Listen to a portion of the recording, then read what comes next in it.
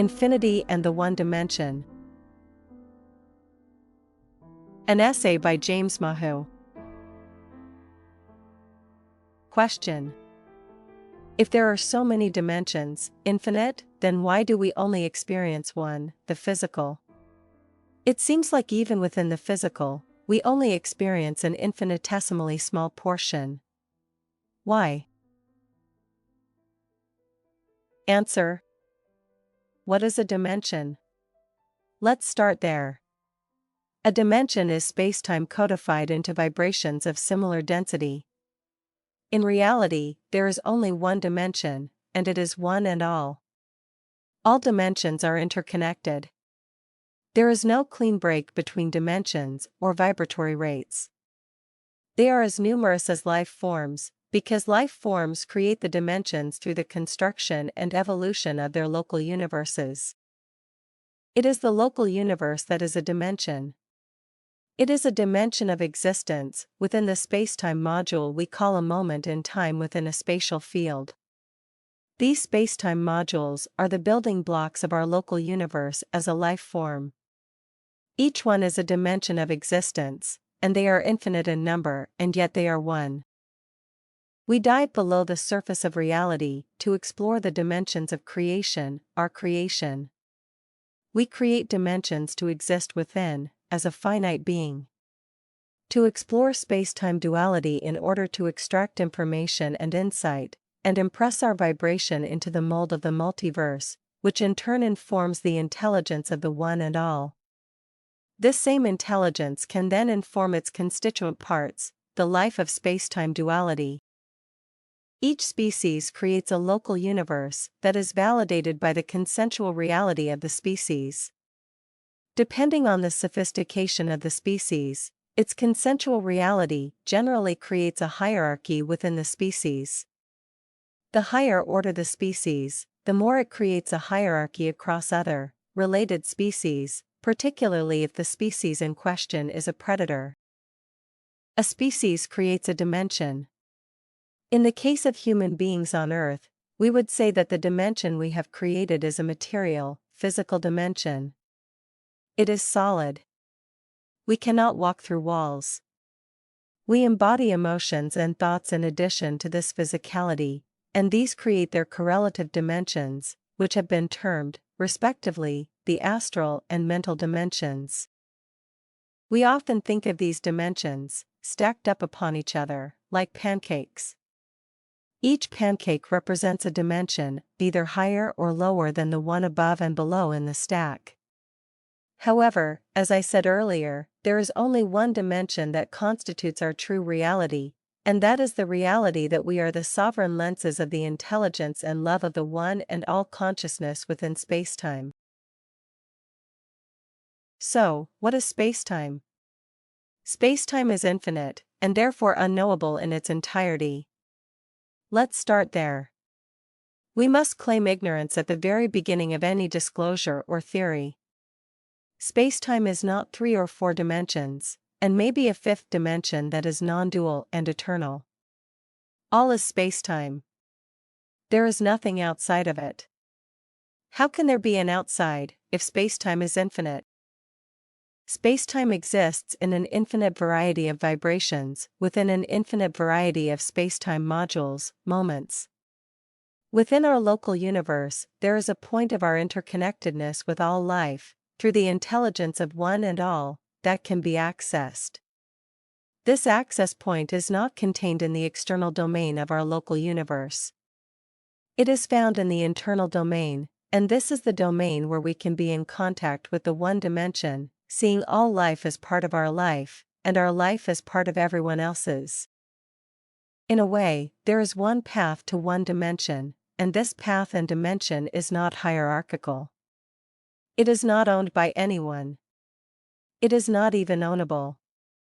Anything that cannot be owned is true, and anything that can be owned is not. Thus, dimensions are of our making, our creation, our will to experience physicality, emotionality, and mentality. And we do this as part of a much larger plan and design, which most of us have purposely suppressed. Across all of those infinite dimensions that contain spacetime, we exist. And we exist because we are infinite.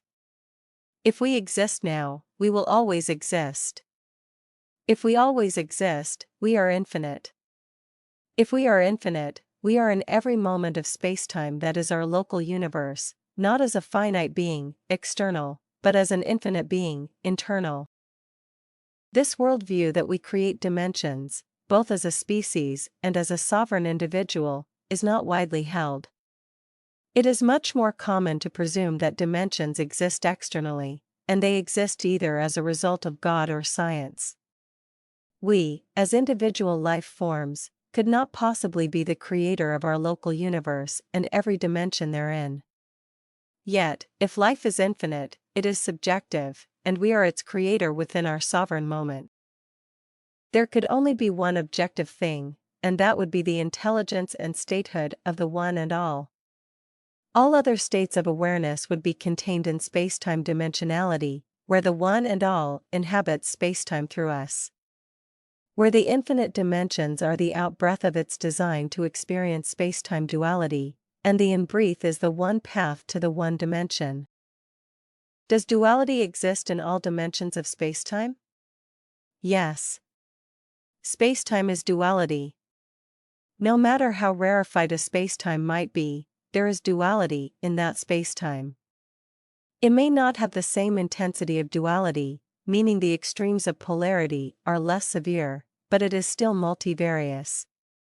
There is no union of interpretation, meaning, and expression. There always remains an individuality, a sovereign, free will nature. When the sovereign is empowered with free will, as an infinite being, it creates local universes within dimensions and duality. It flows between these dimensional states of consciousness and secures learnings, imports its creations, evolves its perspectives within space-time duality, across infinite lifetimes. Why would we think we end? That dimensions end? That the multiverse ends? That all is finite if stretched across enough time? Why would we believe any of this? Because the dimensions we are attuned to are finite. We are taught to believe in our physical survival in one lifetime. No matter how hard religion instructs us that we are children of God who belong in a heavenly state, we are more strongly inculcated by our culture and educational systems that we are finite, physical creatures. And the rest of that sentiment that contains God, heaven, and eternity, are ancient, pre-enlightenment beliefs, and little more. If we attune to the one path and the one dimension, we can realize that we are all infinite consciousness, experiencing our self-created local universes in space-time modules that telescope into infinity. There is an intelligence that has created and sustains the infinite plan through all of us. We are an explorer, commissioned on behalf of one and all. It is truly where we attune our consciousness that determines our belief as to whether we are finite or infinite. Do we choose the external, physical dimension? Or do we choose the one path to the one dimension? In other words, it is a choice as to which dimension we attune to. We choose which dimensions we create, and which dimensions are attracting us. All of these will be within space-time duality, but some are infinite and some are finite. We choose. It is not as though there is the real and the unreal, and that is the choice we make. All is real.